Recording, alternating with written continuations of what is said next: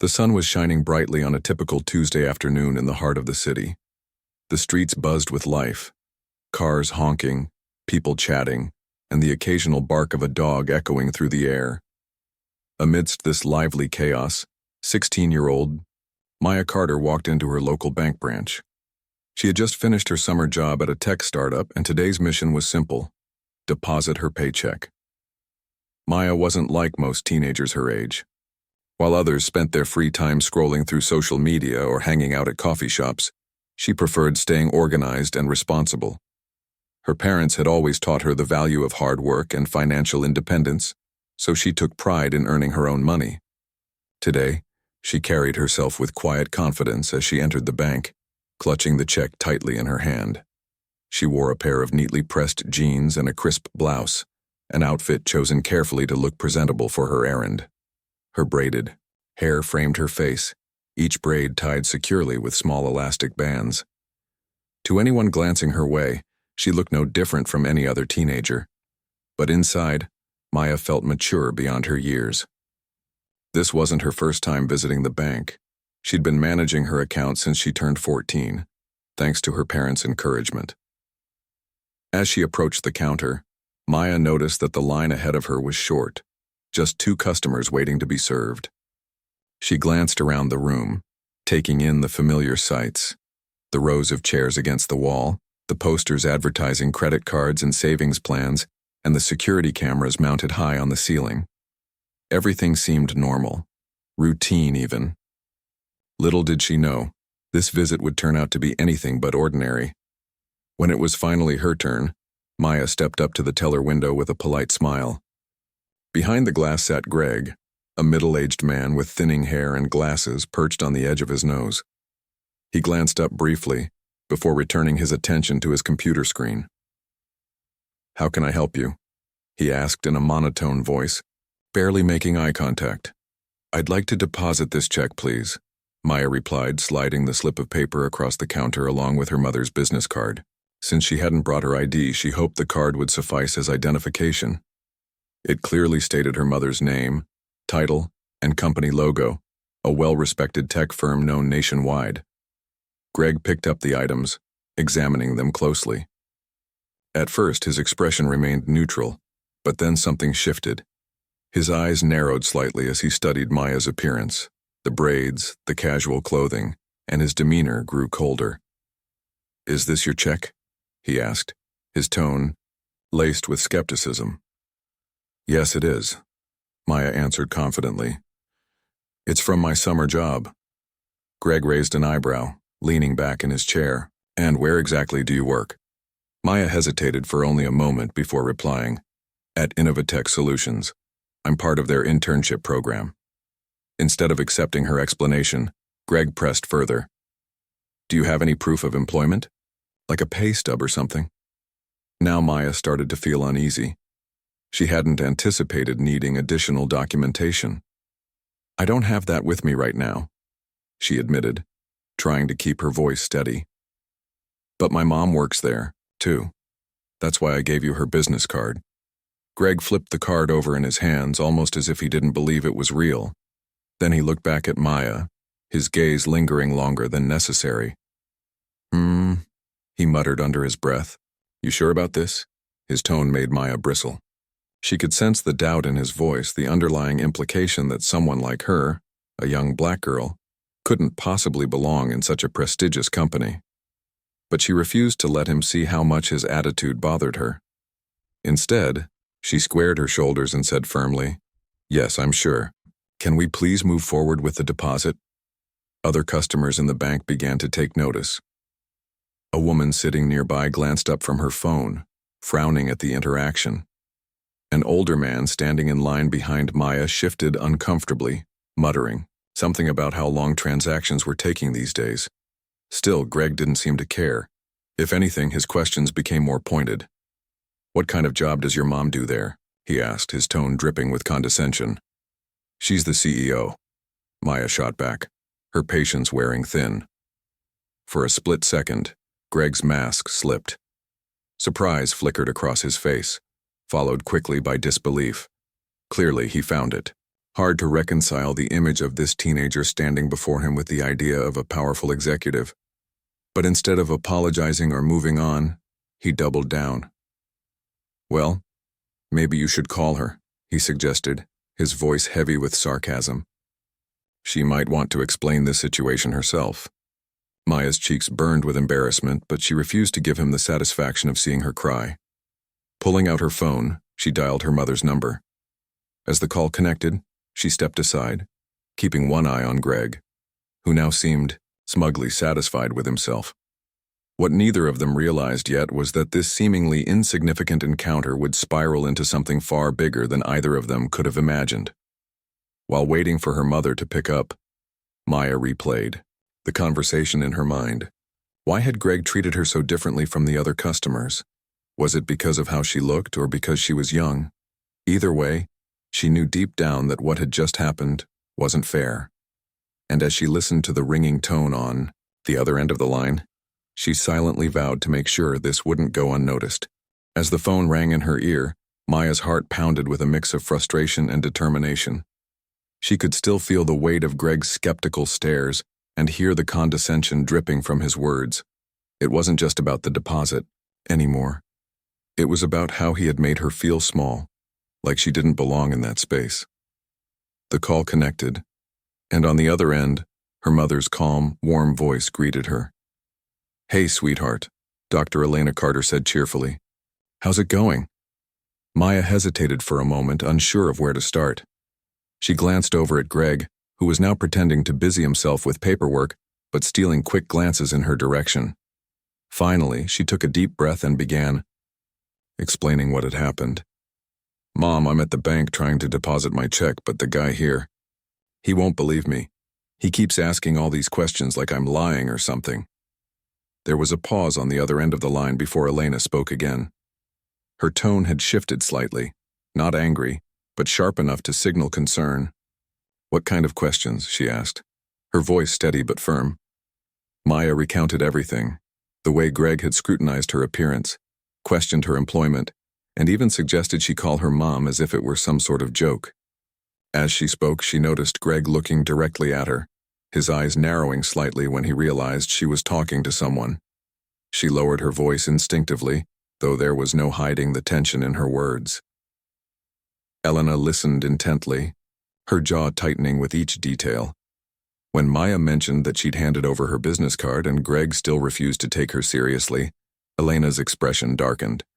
Though Maya couldn't see it, her mother was gripping the edge of her desk, her knuckles turning white.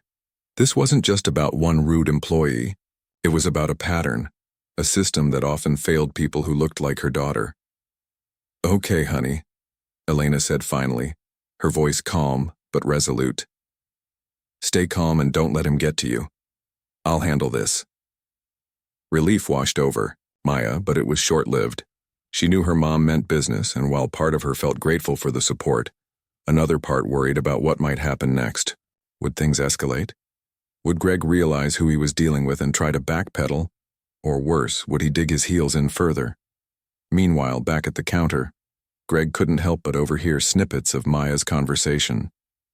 He caught phrases like "my mom" and "CEO," which only fueled his growing unease. At first, he dismissed them as exaggerations, assuming Maya was bluffing to get him to back off.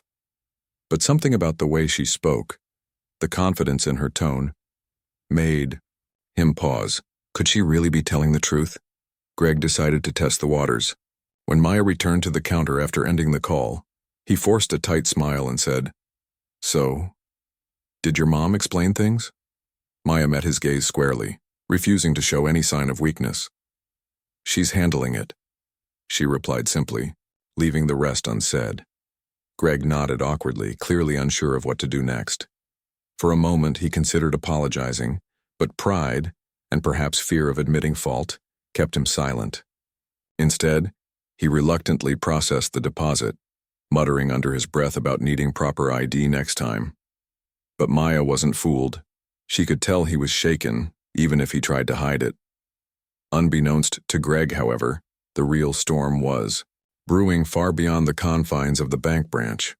On the other end of that phone call, Elena Carter was already springing into action.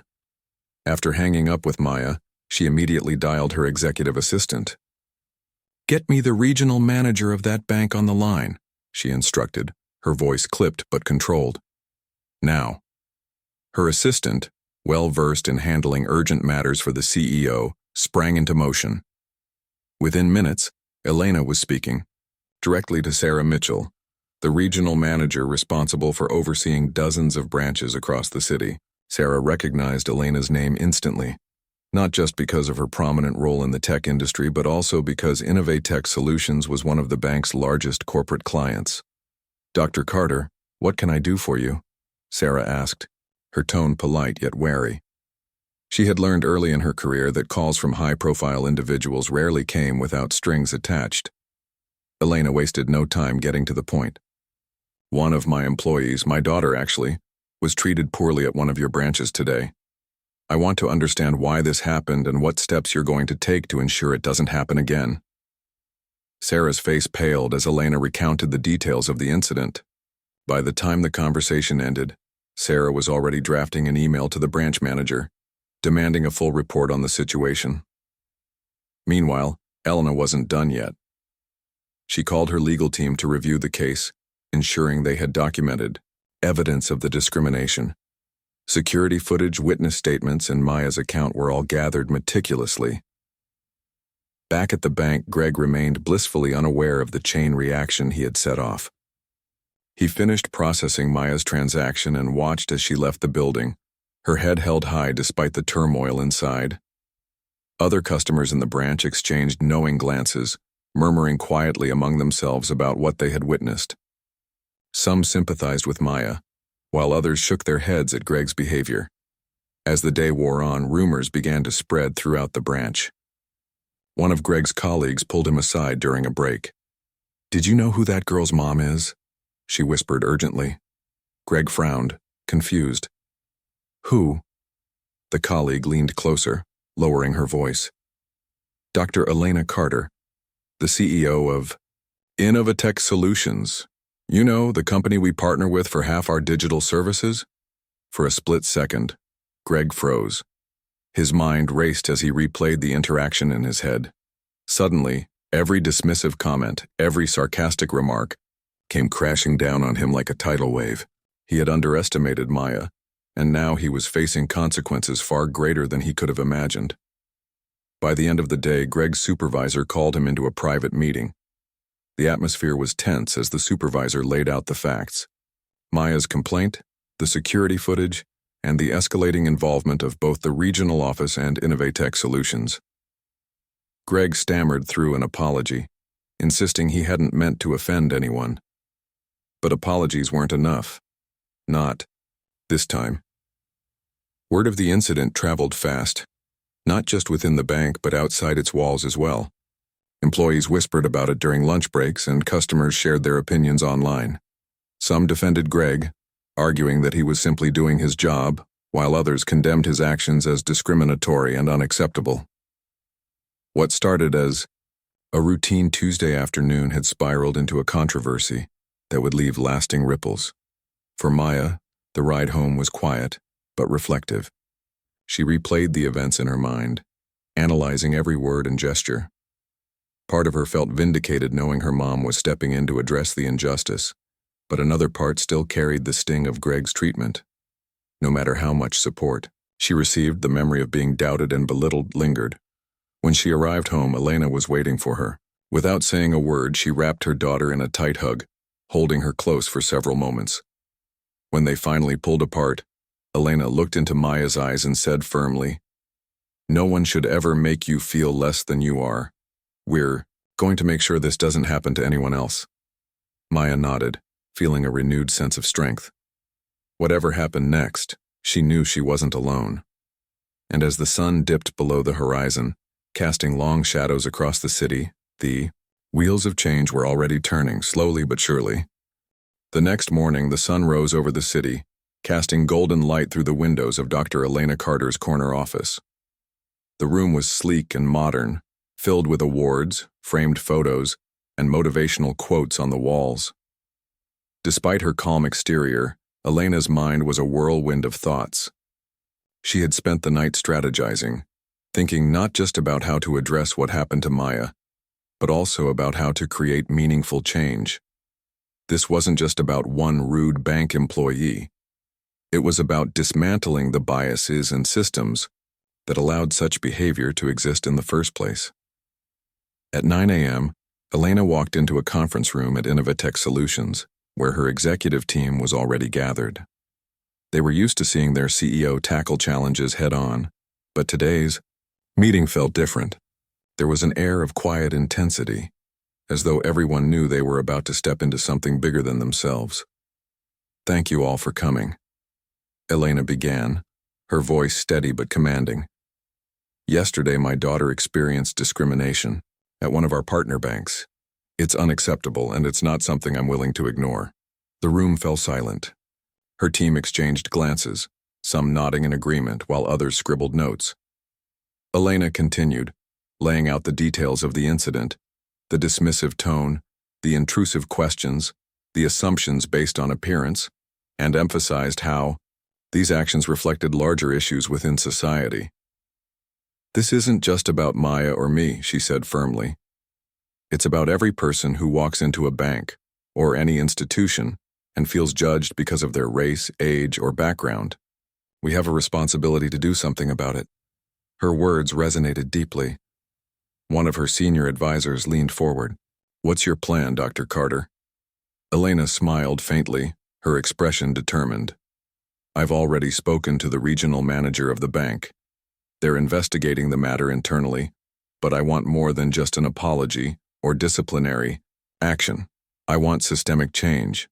She went on to outline her proposal: mandatory diversity training for all employees across the bank's branches, workshops led by experts in equity and inclusion, and a public acknowledgement of the incident to demonstrate accountability. Additionally, she suggested creating a partnership between Innovatech Solutions and the bank to develop programs aimed at fostering inclusivity in financial services.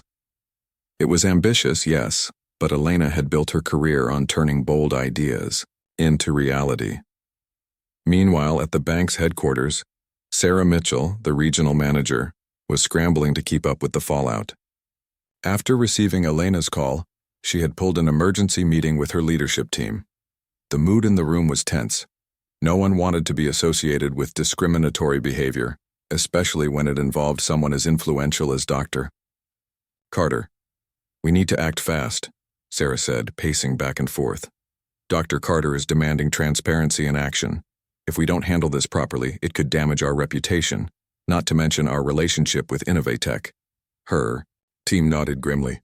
They reviewed the security footage from the branch, which clearly showed Greg's dismissive body language and condescending tone. Witness statements from other customers confirmed Maya's account. There was no denying that something had gone terribly wrong. Later that afternoon, Greg received a summons to meet with Sarah at the corporate office. His stomach churned with anxiety as he drove there, replaying the events of the previous day in his mind. He tried convincing himself that he hadn't done anything intentionally harmful, that he was just following protocol. But deep down, he knew better. He had let his biases cloud his judgment, and now he was facing the consequences. When Greg arrived, Sarah wasted no time getting to the point. She played the security footage for him, pausing at moments that highlighted his dismissive behavior. "Do you see what I see?" she asked bluntly. Greg shifted uncomfortably in his seat. I didn't mean to offend anyone," he stammered. "I thought I was being cautious." Sarah sighed heavily, pinching the bridge of her nose. "Greg, caution doesn't justify treating someone like they don't belong. You made assumptions based on appearances, and that's not acceptable. Not here, not anywhere." For the first time, Greg truly saw himself through someone else's eyes.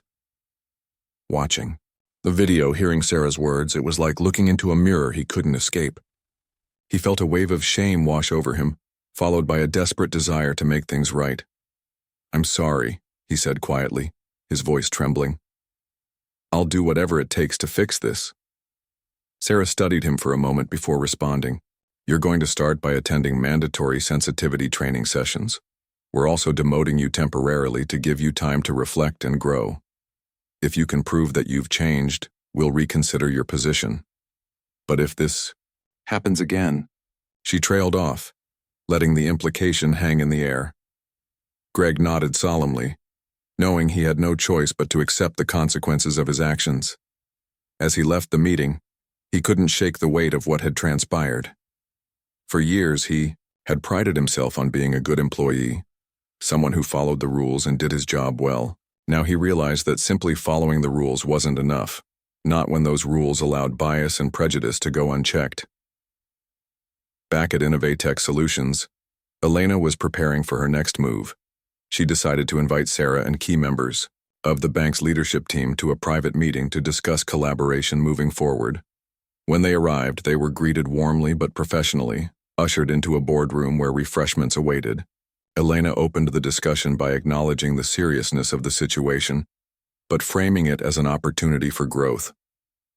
"This isn't about punishment," she said, her tone measured but firm. "It's about learning and improving. Discrimination thrives in silence and complacency. By addressing this openly, we can set an example for others to follow." The bank representatives listened intently, nodding along as Elena outlined her vision. They agreed to implement the diversity training program and even proposed expanding it to include community outreach initiatives. Together, they drafted a joint statement to be released publicly, emphasizing their commitment to inclusivity and accountability. As the meeting wrapped up, Sarah approached Elena privately. "Thank you for handling this with grace," she said sincerely. "Not many people would use their influence this way." Elena smiled softly. "It's not about influence. It's about doing what's right. My daughter deserves to walk into any space and feel respected. So does everyone else." By the end of the day, news of the incident and the steps being taken to address it had spread throughout both organizations. Employees at the bank began discussing the importance of bias awareness, while those at Discriminates celebrated their CEO's leadership. For Maya, however, the impact was deeply personal. When she returned home from school that evening, her mom sat her down to explain everything that had been happening behind the scenes. "We're making sure this never happens to anyone else," Elena told her, her voice filled with conviction. "But I need you to know, you handled yourself beautifully. Don't ever forget your worth." Maya felt a mix of emotions, pride in how far-reaching the changes were, relief that justice was being served, and lingering frustration over the initial injustice. Yet, amidst it all, she felt empowered. Her experience had sparked a movement, proving that even small acts of courage could lead to big transformations. As the days turned into weeks, the city buzzed with talk of the bank's new initiatives. Flyers promoting diversity workshops appeared, in branches, and local news outlets praised the partnership between Discriminates Solutions and the bank. What started as a painful encounter between a teenage girl and a skeptical teller had blossomed into a beacon of hope, a reminder that progress often begins with standing up against injustice, no matter how daunting it may seem. The weeks following the incident were a whirlwind of activity for everyone involved. At the bank, Greg found himself at the center of an uncomfortable spotlight. His temporary demotion meant he was reassigned to less visible tasks, sorting paperwork, assisting with administrative duties, and shadowing colleagues who were tasked with mentoring him. It was humbling, to say the least. Every morning, as he clocked in for work, he couldn't help but feel the weight of what had happened pressing down on him. His co-workers, too, treated him differently now. Some avoided eye contact altogether, while others gave him sympathetic smiles that felt more like pity than support. During breaks, conversations around the water cooler often turned to whispers about what happened. Greg tried to ignore it, but the guilt gnawed at him constantly. He replayed the interaction with Maya over and over in his mind, the dismissive tone, the unnecessary questions, the assumptions he'd made without even realizing it. The more he thought about it, the clearer it became. He hadn't just been rude, he had been unfair. Meanwhile, the diversity training sessions began rolling out across all branches. These weren't your typical corporate seminars where employees half listened while checking their phones under the table. No, these workshops were designed to make people uncomfortable, to force them to confront their biases and challenge their preconceived notions. Facilitators used real-life scenarios, role-playing exercises, and open discussions to drive home the importance of treating every customer with dignity and respect. Greg attended his first session reluctantly, dreading the judgment he might face from his peers. But as the facilitator guided the group through activities and shared personal stories of discrimination, something shifted inside him. One exercise stood out in particular. Participants were asked to write down moments when they had felt judged or excluded based on their appearance, background, or circumstances. Then they swapped notes with someone else and read each other's experiences aloud. When Greg read another participant's story, a young woman who had been turned away from a job interview because of her hijab, he felt a pang of recognition. Hadn't he done something similar to Maya? After the session ended, Greg lingered behind to speak with the facilitator. I messed up, he admitted, his voice low and hesitant. I didn't realize how much harm I was causing. The facilitator nodded, offering a small, encouraging smile. Awareness is the first step toward change, she said gently. What matters now is what you do moving forward. Greg left the session feeling conflicted, but determined. For the first time, he understood that his actions weren't just isolated incidents.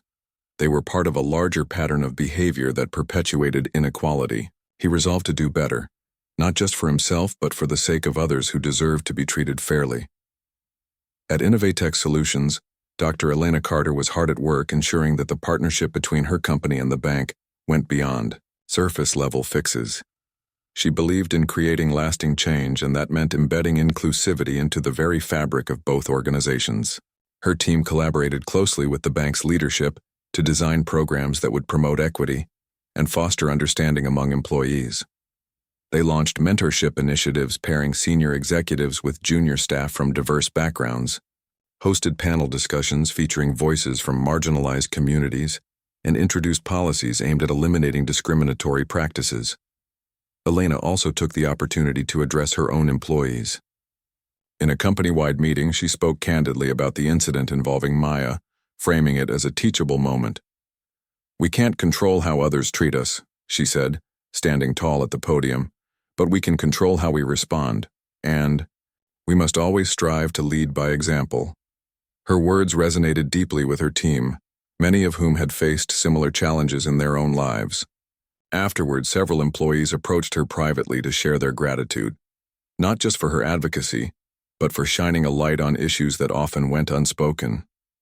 In the broader community, news of the bank's efforts began to spread.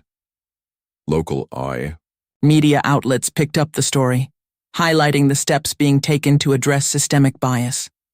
Some praised the initiative, calling it a model for other institutions to follow. Others remained skeptical, questioning whether such measures would truly lead to meaningful change. Social media buzzed with debates, hashtags like Fair for All and accountability, now trending as people weighed in with their opinions. For Maya, life slowly returned to normal, or as close to normal as it could be after such a jarring experience. At school, friends rallied around her, offering words of encouragement and admiration for how she had handled herself. You stood up for yourself, one friend said during lunch. That takes guts. But Maya knew it wasn't just about her. What had happened wasn't an isolated event. It was symptomatic of a much bigger problem. As proud as she was of the changes being implemented, she couldn't shake the lingering sting of Greg's words. They reminded her of the countless times she had felt underestimated or dismissed simply because of how she looked. Still, she chose to focus on the positive. If her experience could inspire others to demand better treatment, then maybe it hadn't been in vain. One evening, Maya accompanied her mother to a community event hosted by the bank. It was part of their outreach initiative, aimed at rebuilding trust with customers and showcasing their commitment to inclusivity. The venue was packed with attendees, bank employees, local business owners, activists, and everyday citizens, all eager to learn more about the new programs being rolled out. As they mingled, Maya noticed Greg standing near the refreshment table, looking awkward and out of place. Part of her wanted to avoid him altogether, but curiosity got the better of her. She walked over cautiously, unsure of what to say. Hi, she began softly, catching him off guard.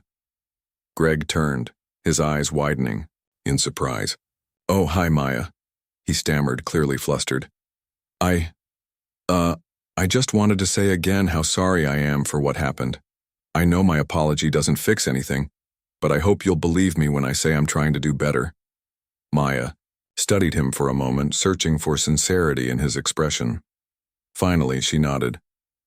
"I believe you," she said simply, "and I hope you mean it." Relief washed over Greg's face, though he still looked uneasy. "Thank you," he replied earnestly. "I owe you and everyone else an apology for letting my biases get in the way." The brief exchange left Maya feeling conflicted but hopeful. Forgiveness wasn't easy, especially when the wound was still fresh, but seeing Greg's genuine remorse gave her a glimmer of optimism. Maybe people really could change if given the chance. Later that night, as Maya and Elena drove home, the city lights reflecting off the car windows, Maya broke the silence. "Do you think it'll make a difference?" she asked, her voice tinged with uncertainty. Elena glanced at her daughter, a soft smile playing on her lips. "Change doesn't happen overnight," she said thoughtfully, "but every step forward counts. What happened to you has already sparked important conversations. That's progress." Maya nodded, leaning her head against the window as she gazed out at the passing streets. Despite everything, she felt a flicker of pride. Her courage had ignited a movement, however small, and that was something worth holding on to. The road ahead wouldn't be easy, but she knew she wasn't walking it alone. Together, they were proving that even the hardest lessons could pave the way for brighter futures. Months had passed since the incident at the bank, and life for Maya and her family had settled into a new rhythm. The initial storm of media attention and public discourse had died down, but the ripples of change continued to spread far beyond what anyone could have anticipated. For Greg, the journey toward redemption or ruin was far from over. Greg's days were filled with self-reflection and hard work. His temporary demotion meant he was no longer behind the teller counter, interacting directly with customers. Instead, he spent most of his time assisting senior staff members, organizing paperwork, and attending additional training sessions. At first, the monotony of these tasks felt suffocating. He missed the sense of purpose that came with helping people manage their finances. But as weeks turned into months, Greg began to see this period not as punishment, but as an opportunity to grow. The diversity workshops played a significant role in reshaping his perspective. Each session challenged him to confront uncomfortable truths about himself and society. One particular exercise stood out. Participants were asked to imagine themselves walking in someone else's shoes, a teenage girl like Maya, a single mother, juggling multiple jobs, or an elderly man struggling to navigate modern banking technology. As Greg listened to the stories shared by his colleagues, he realized how much privilege he had taken for granted. For years, he had assumed everyone approached financial institutions with ease, never considering the barriers some faced due to prejudice or circumstance. Outside of work, Greg made it a point to educate himself further. He started reading books on racial equity, listening to podcasts about systemic discrimination, and even volunteering at community events hosted by the bank. These experiences opened his eyes to the struggles faced by marginalized groups and reinforced the importance of empathy in every interaction. Slowly but surely, Greg began to rebuild his confidence, not as someone who thought he knew best, but as someone committed to learning and improving. Meanwhile, the bank itself underwent a transformation. Under the guidance of Dr. Elena Carter and her team, they rolled out a series of initiatives designed to foster inclusivity and accountability. Every branch now displayed posters promoting equality, while customer service representatives received updated guidelines emphasizing respect and fairness. Employees participated in monthly check-ins to discuss progress and challenges, ensuring that the changes weren't just superficial but deeply ingrained in the company culture. One of the most impactful programs was the Customer Voices initiative. Customers were invited to share their experiences, both positive and negative, with the bank through anonymous surveys or live feedback sessions. This allowed leadership to identify recurring issues and address them proactively. Several employees, including Greg, volunteered to serve on panels where they reviewed these submissions and brainstormed solutions. It was humbling yet empowering for Greg to be part of such meaningful efforts. As word of these changes spread, the bank saw a noticeable shift in public perception. Local businesses praised their commitment to inclusivity, and community leaders commended them for taking responsibility instead of deflecting blame. Even skeptics who had initially doubted the sincerity of their actions began to soften their stance. Social media posts criticizing the bank dwindled, replaced by messages applauding their transparency and determination to improve. For Maya, watching these developments unfold brought mixed emotions. On one hand, she felt proud knowing that her experience had sparked tangible change. She often imagined future generations stepping into banks without fear of judgment or bias, a world where everyone was treated with dignity, regardless of their background. On the other hand, she couldn't erase the memory of how Greg's words had made her feel small and unworthy. Those feelings lingered, reminding her that true healing required time. Despite the lingering pain, Maya found solace in the support system around her. Her friends continued to rally behind her, celebrating her courage and resilience. Teachers at school encouraged her to channel her emotions into creative outlets, leading her to write essays and poems about overcoming adversity. Some of her pieces were even featured in the school newsletter, inspiring classmates to reflect on their own biases and assumptions. At home, Elena remained Maya's rock. They spent countless evenings discussing everything from the progress at the bank to broader societal issues. Through these conversations, Maya gained a deeper understanding of systemic racism and its impact on individuals and communities. More importantly, she learned the value of using her voice to advocate for change. Elena, too, felt a profound sense of fulfillment. Witnessing the ripple effects of her advocacy reinforced her belief in the power of collective action. She often reminded Maya that no single person could dismantle centuries of inequality overnight, but together, they could chip away at the foundations of injustice. One evening, the bank hosted a special event to celebrate the culmination of their diversity initiatives. The venue was adorned with banners bearing slogans like "Inclusion starts here" and "Every voice matters." Attendees included employees, customers, local dignitaries, and representatives from Innovatech Solutions. The atmosphere buzzed with excitement and hope. During the program, Sarah Mitchell, the regional manager, took the stage to deliver a heartfelt speech. "We stand here today not because we've reached perfection, but because we're committed to striving for it," she said, her voice steady yet emotive. "To those who trusted us enough to hold us accountable, thank you. And to those who worked tirelessly to make these changes possible, your dedication inspires us all." When it was time for Dr. Elena Carter to speak, the room fell silent. She stepped up to the podium, her presence commanding yet warm. "Change begins with awareness," she began, scanning the audience. "But it thrives on action. What happened to my daughter wasn't unique. It happens every day in ways big and small. Our job is to ensure that when it does happen, we respond, not with defensiveness but with accountability." Her words resonated deeply, earning a standing ovation. As she concluded her remarks, she invited Maya to join her on stage. The teenager hesitated for a moment before walking forward, her heart pounding.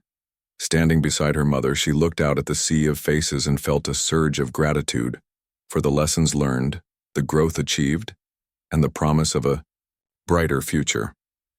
After the speeches, attendees mingled over refreshments. Maya spotted Greg across the room, deep in conversation with another employee. Their eyes met briefly, and he offered a tentative smile. Though their encounter earlier had been brief and awkward, Maya sensed that Greg had genuinely changed. Whether it was enough to regain trust remained uncertain, but his effort mattered. As the night drew to a close, Maya stood outside the venue, gazing up at the starlit sky. Despite the challenges she had faced, she felt hopeful. The road ahead wouldn't always be smooth, but she knew that every step forward counted. Together, they had proven that even the hardest lessons could lead to growth, and that was something worth holding on to. The months following the bank's transformation marked a turning point not just for Maya and Greg, but for everyone touched by the incident. The community event celebrating the diversity initiatives had left a lasting impression on attendees, sparking conversations that extended far beyond the walls of the venue. People began to see the potential for change, not just in institutions like banks, but in schools, workplaces, and neighborhoods. What started as one painful encounter between a teenage girl and a skeptical teller had blossomed into a movement that inspired countless others to reflect on their own actions and biases. For Greg, the journey toward redemption continued to unfold in unexpected ways. His temporary demotion ended after 6 months, during which he had proven himself through consistent effort and genuine growth. Returning to his role as a teller felt both familiar and foreign. He now approached each customer with a newfound sense of humility and awareness. He no longer saw transactions as mere exchanges of money, but as opportunities to connect with people from all walks of life. Every smile he offered, every kind word he spoke, was a reminder of how far he'd come, and how much further he still wanted to go. One day, while assisting an elderly woman struggling to deposit her pension check, Greg found himself going above and beyond to ensure she felt comfortable. He patiently explained the process step by step, even offering to help her set up online banking so she wouldn't have to visit the branch as often. As she thanked him warmly, tears glistening in her eyes, Greg realized something profound. This was what true service looked like. It wasn't about ticking boxes or following protocols. It was about making someone feel valued. Word of Greg's transformation spread quietly among colleagues and customers alike. Some who had once doubted him now praised his dedication, noting how much more welcoming the branch felt under his care. Though he knew he could never erase the past, he took pride in knowing that his efforts were contributing to a better future, for himself and for those around him. Meanwhile, the bank's partnership with Innovatech Solutions flourished. Together, they launched programs aimed at empowering underserved communities such as financial literacy workshops for high school students and microloan initiatives for small business owners. These efforts weren't just about improving public perception. They were about creating real, sustainable impact. Dr. Elena Carter became a vocal advocate for these projects, using her platform to highlight the importance of equity in financial services. At one such workshop, Maya stood alongside her mother, addressing a group of teenagers eager to learn about managing their finances. She shared her story candidly, explaining how the discrimination she faced had fueled her determination to fight for fairness. Her words resonated deeply with the audience, many of whom nodded in agreement or scribbled notes furiously. Afterward, several students approached her to express their gratitude, telling her how her courage inspired them to speak up when they encountered injustice. Seeing the impact of her advocacy filled Maya with a quiet sense of fulfillment. While the memory of Greg's dismissive tone still lingered, it no longer carried the same weight. Instead, it served as a reminder of why her voice mattered, and why standing up for herself had been worth it. She began to embrace her role as a changemaker, participating in panel discussions, mentoring younger students, and writing articles about overcoming adversity. Each endeavor brought her closer to understanding the power of resilience. As the year drew to a close, the bank hosted its annual awards ceremony to recognize employees who had demonstrated exceptional commitment to inclusivity and customer service. To everyone's surprise, including his own, Greg was honored with the Employee of the Year award. When his name was announced, he froze momentarily before walking to the stage, his heart pounding with emotion. Accepting the trophy, he turned to face the audience and cleared his throat. "I never imagined I'd be standing here today," he began, his voice trembling slightly. "A year ago I made a mistake, a big one. I let my biases cloud my judgment and I hurt someone in the process. But that mistake taught me something invaluable.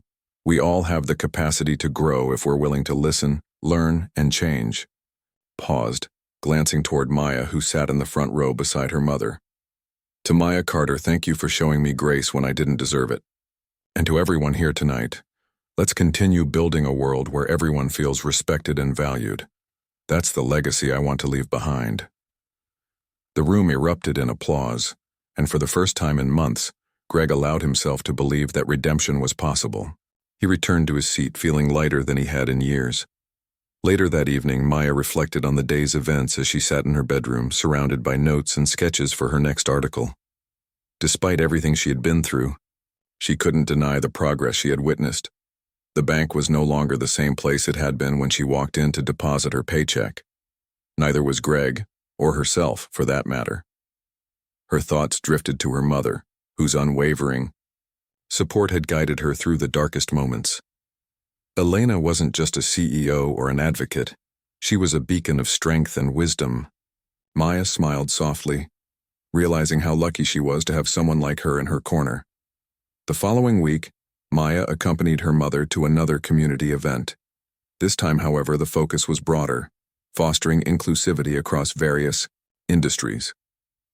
Leaders from tech companies, healthcare organizations, and educational institutions gathered to share insights and collaborate on strategies for promoting equity. Maya listened intently as her mother delivered a powerful keynote speech, emphasizing the importance of treating everyone with dignity and respect.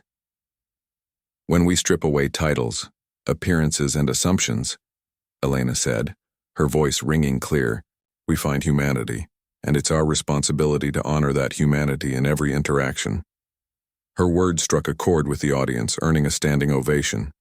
As Maya watched her mother bask in the admiration of the crowd, she felt an overwhelming sense of pride, not just for what Elena had accomplished, but for the values she embodied. In the weeks that followed, Maya noticed subtle shifts in the way people treated one another. Conversations about bias and inclusion became more commonplace, and individuals who had once shied away from difficult topics now embraced them with curiosity and openness.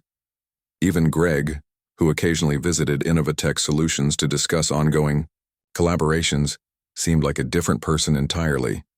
His interactions were marked by kindness and authenticity, qualities that earned him respect from colleagues and customers alike.